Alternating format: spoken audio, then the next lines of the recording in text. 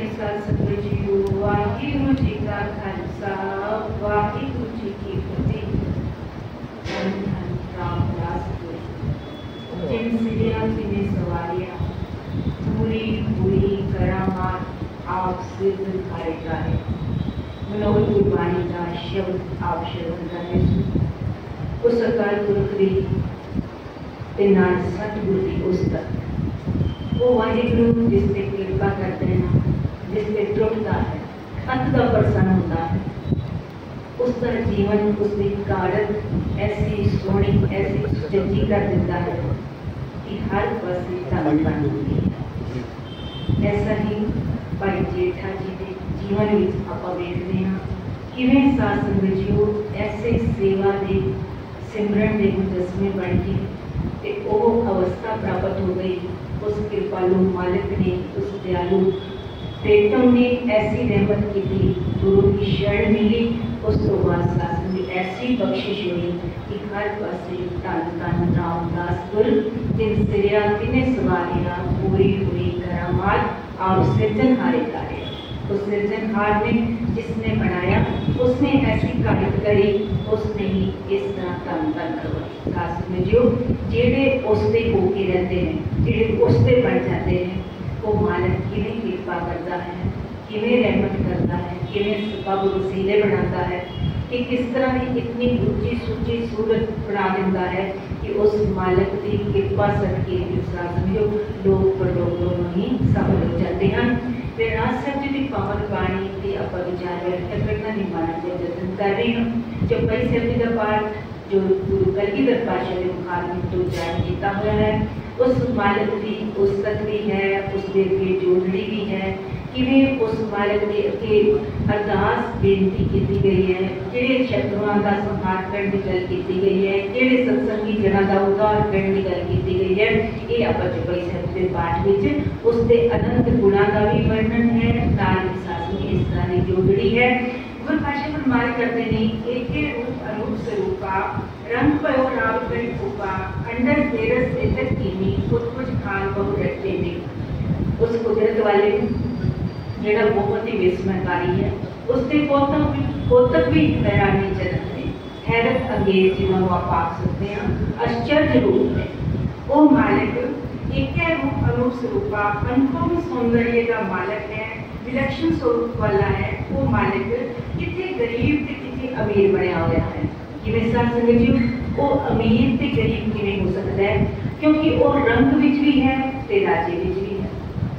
रंग विच है, भिखारी विच है, तद भी वो है, क्योंकि कोई जरा कोई कण ऐसा नहीं जिस विच उसकी विद्यमानता ना हो, जिस विच वो वसदा रहा हो। इसलिए वो कितने गरीब बनया हुआ है, रंग दे विच भी आप बैठा है, कितने राजे के रूप में आप विराजमान है, तो वो अमीर गरीब दोनों दे विच विराजमान है। रंग पे और राव का कहीं भूपा, किधरे रंग किधरे राजा बनके बैठा है।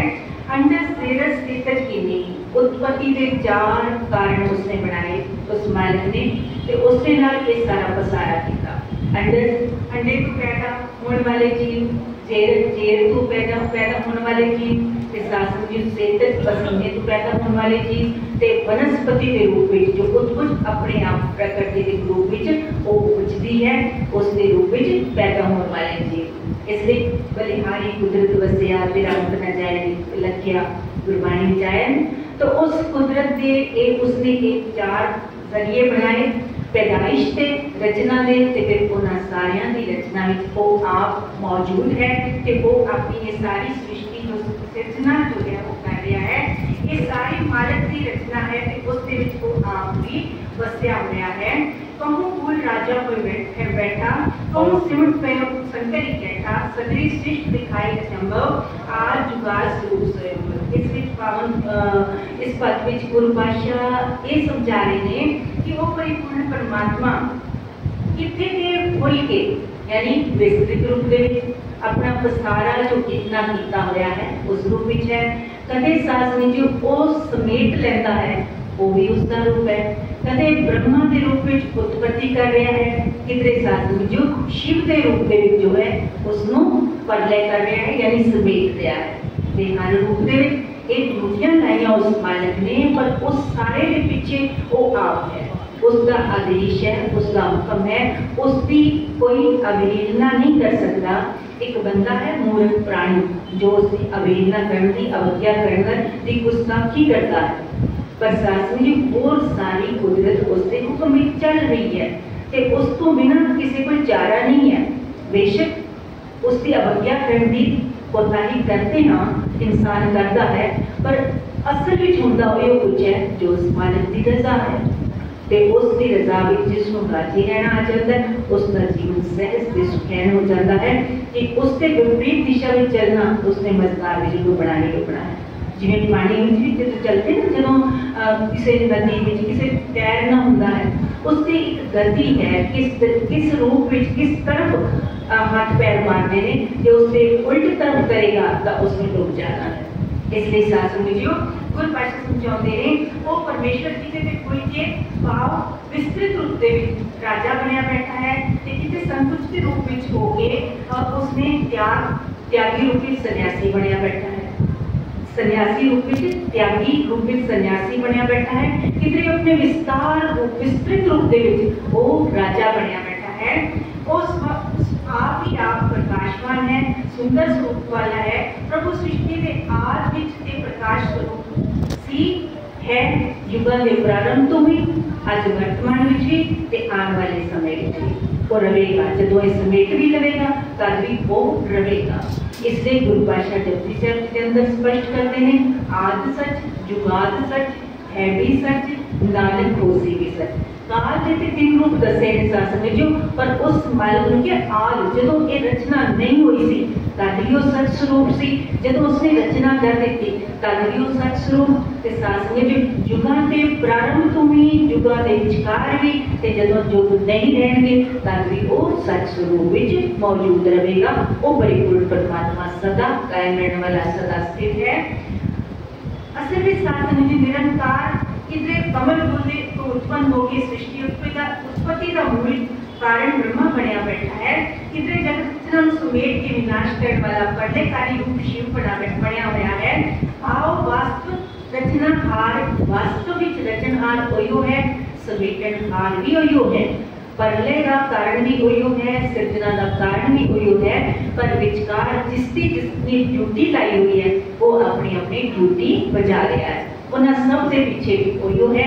इसलिए जपजी साहिब के विच भी गुरु नानक पातशाह स्पष्ट करते हैं, एका माई जुगत विआई तीन चेहरे परवान, एक संसारी एक भंडारी एक लाए दीवान। वो वेखे उन्हें नजर ना आवे उनका ये विधान। हैरानी की गल ये है वो आश्चर्य कोतक करवाने वाला इन्हां दे कोतकां नूं जिन्हां दे मार्फत करवा रहा है वो सब कुछ देख रहा है, पर ये जिहड़े कोतक कर रहे ने उन्हां नूं वो रब नजर नहीं आ रहा। ते साथ समझो, इसलिए गुरु पातशाह आदि जुगाद स्वरूप स्वयं तो सारा कुछ करने वाला वो परिपूर्ण परमात्मा आप ही है। चाहे वो किस रूप में होवे, किस दिशा में होवे, किस तरीके नाल होवे, उसका सारा उसका कारण जिहड़ा है, आदि कारण जिहड़ा है वो केवल पारब्रह्म परमेश्वर है। अब रक्षा मेरी तुम करो, सिख उबार असिख संहारो, दुष्ट जिते उद्वत उत्पाता, सकल मलेश करो रटकाता। हे प्रभु जी, उनकी फिर बेनती है, हे प्रभु जी आप मेरी रक्षा करो, हे वाहिगुरु जी आप मेरी रक्षा करो। रक्षा यानी रक्षा करो। अब रक्षा मेरी तुम करो, सिख सेवकां दा उदार करो ते संहार किसका करना है। फिर गुरु पातशाह समझाओ कहने अरदास करे उस मालिक के चरणा विच जेड़े दोषी ने उन्हां दा समूल नाश कर दो। दोखी साल समझो, कोई ये नहीं किसने साधारण दोष कर दिता है, कोई उससे कोई कसूर हो गया था। जेड़े धर्म दे जेड़े इंसानियत के दोखी ने उन्हां दा समूल नाश कर दे।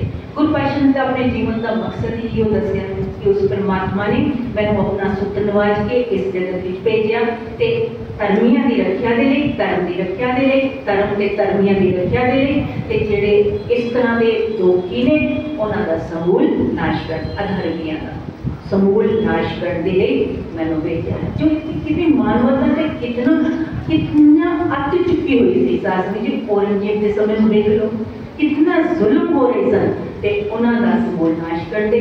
गुरु पातशाह ने ऐलानिया किया है कि मैंने उस परमात्मा ने मेरी ये ड्यूटी ला के भेजी है तो मैं वो जगत तमाशा देखण आया तो वो ड्यूटी बुझाउण आया। इसी तरह की अरदास बेनती करने के लिए गुरु पातशाह सानू भी प्रेरित कर रहे हैं। उस मूल नाश करो जिससे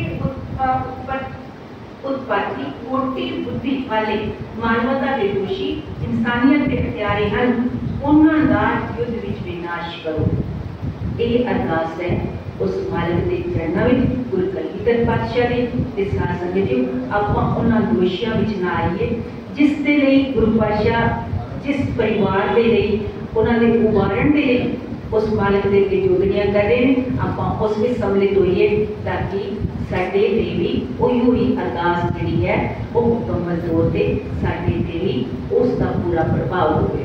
वाहिगुरू सानू सारियां नूं सुमत बख्शे विवेक बुद्ध बख्शे एक मालिक के अगे अरदास जोगनियां करते हुए आपां जीवन में विचरण करिए। उही करणहार है उही कराउणहार है उस मालिक के पैर च रह के फिर दुनिया तो निर्वैस रूप होकर रहा जा सकता है। वाहिगुरू मेहर करे कोई कणी इस पावन वाणी की साडे अंदर भी बस जावे इस करके ये लोग सुखिए पर लोग सुहेले नानक आपे मेरे अवस्था बन सके भुलना चूका ने मां बख्शियो जी। वाहिगुरू जी का खालसा वाहिगुरू जी की फतेह।